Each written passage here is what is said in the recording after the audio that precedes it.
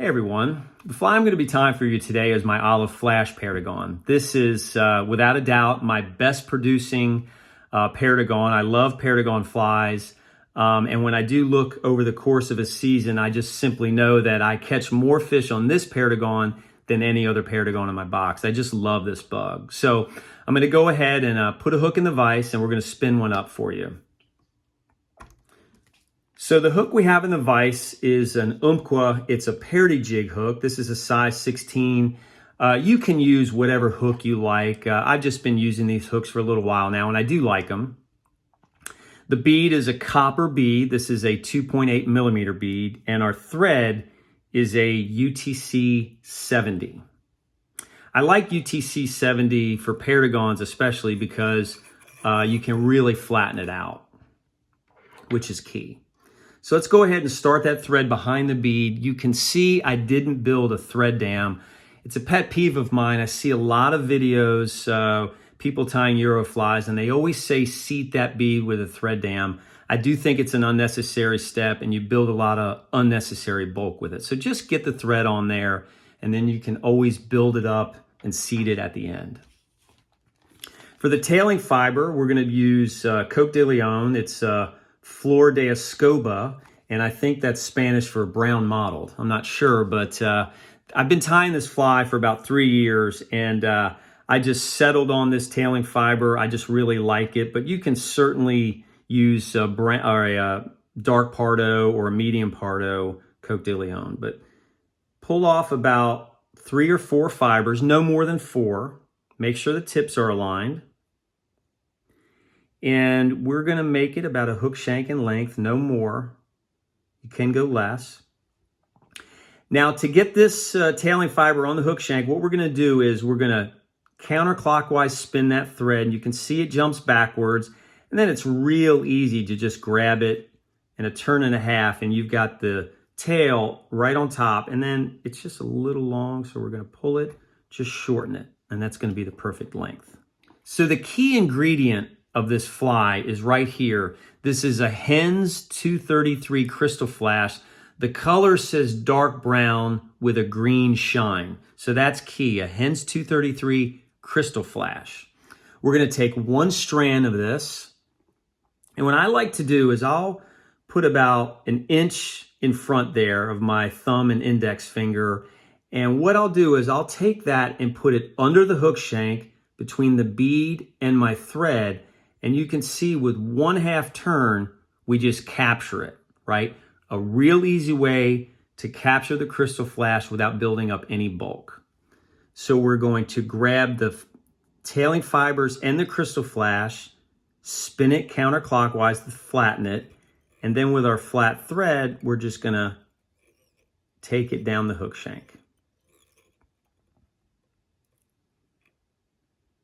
Okay, now, you can see what I did there. When I drop the bobbin, I always turn the hook away from me because it's going to drop straight down, and it's going to help it from hitting the point of that hook. If it hits the point of the hook, your thread can fray. So that's a good habit to get into. Go ahead and cut these fibers off at the top and the Krystal Flash. Okay, so before I start taking this up, I do want to just take a bit of time here, and I want to talk about how to make your flies look consistent and uniform. So it's really satisfying when you open your box and you look at your flies and all of them look the same. And the only way you can make your flies look the same and consistent is if you learn how to control the materials you're working with. And what I mean by that is, so when we look at this Perdigon, we're really working with two materials. We're working with Krystal Flash and we're working with thread.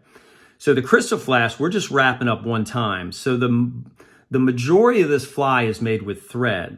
So we need to control the thread and our wraps to make each fly look the same. In order to wrap with flat thread, you got to make sure you're constantly spinning it counterclockwise to keep it flat, because as we wrap up the hook shank, it does want to turn and start cording on you. So every now and then you have to stop, turn it to the counterclockwise position to make sure we keep that flat. So if we keep it flat, these flies are going to look the same. Every time you make one, it's going to look the same. And you can see as I'm going up the hook shank, I'm going one right in front of the other, okay? I'm not just kind of running it up and down. It went uniform up that way. So when we get to the back of the bead, let's spin it counterclockwise. You can see how flat that gets. Now, we're gonna go back down with purpose. Went halfway, now we're gonna go back up. You can still see it's flat, so we're okay. And what we're doing is we're building a bit of a taper here. Let's spin it counterclockwise. We're gonna go down maybe a third of the way, and we're gonna go back up. Now, let's spin it counterclockwise again. Let's just take a few more wraps, and you can see now that bead is seated. So once again, if you tie every single Perdigon the way I tied it, just one time down, one time up, half down, half up, third down, third up, with flat thread, every single bug will look exactly the same. So it's all about controlling your materials. So we're gonna go ahead and we're gonna wrap this up. Now, what's important about this is you wanna make sure the green side is facing up, okay?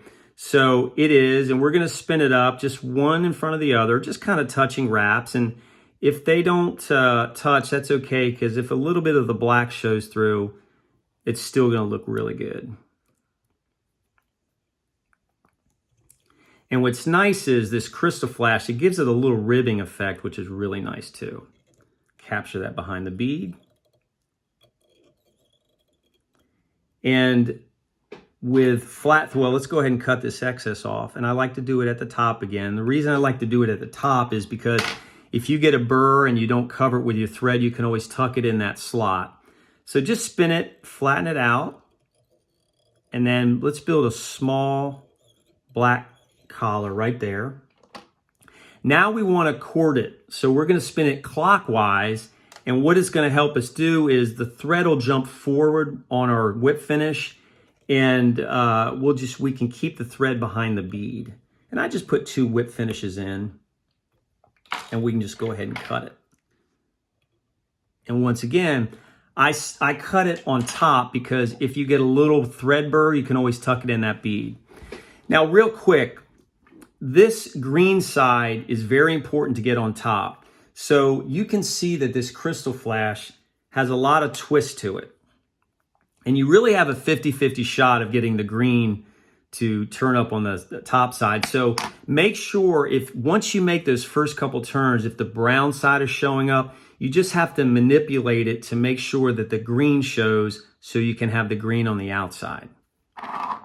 And I really, really love this color once again, just because it gives that really nice dark olive sheen that I was looking for. This is just a really, really good looking bug.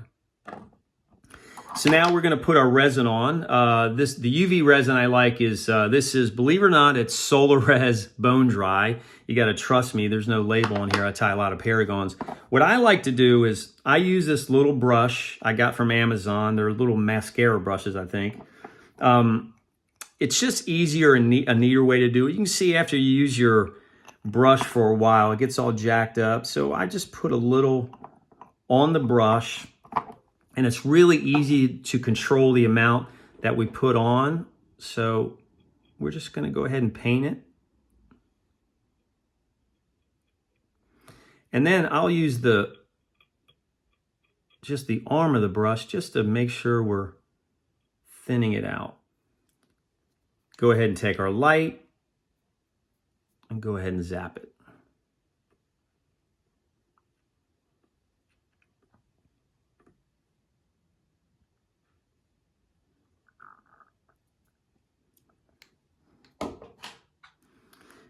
Now there's a little bit of a, you can see, I don't know if you can see it on camera, there's a little bit of a thread burr.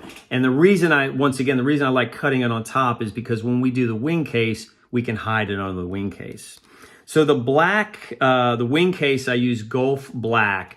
This is my favorite. I used to use nail polish all the time, but you can't really control nail polish, and sometimes it gets messy, and this is really the best stuff I've seen. So just make sure, I have a business card down here. I always make sure I squeeze it and get the air out. So when I put it on there, it just comes out nice and clean.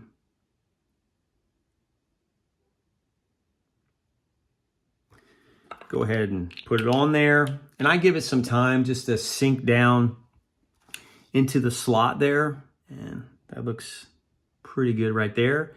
And we're just going to go ahead and zap it. Now the black takes a little bit longer to cure, so just leave your light on it a little bit longer and make sure it cures really well.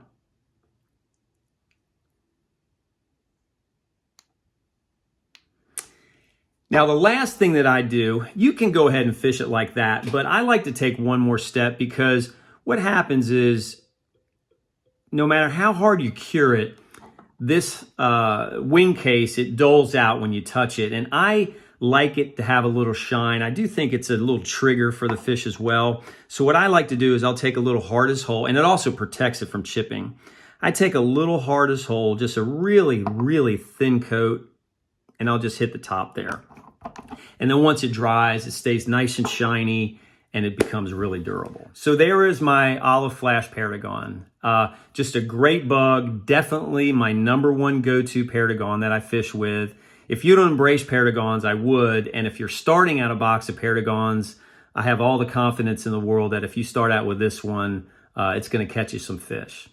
So I hope you enjoyed this video. I hope it helped you out. If you have any questions or comments, please leave them below. If you liked it, I'd appreciate if you give me a thumbs up. And if you like what I'm doing, I would appreciate if you would subscribe. So once again, tight lines, everybody. I'll talk to you later.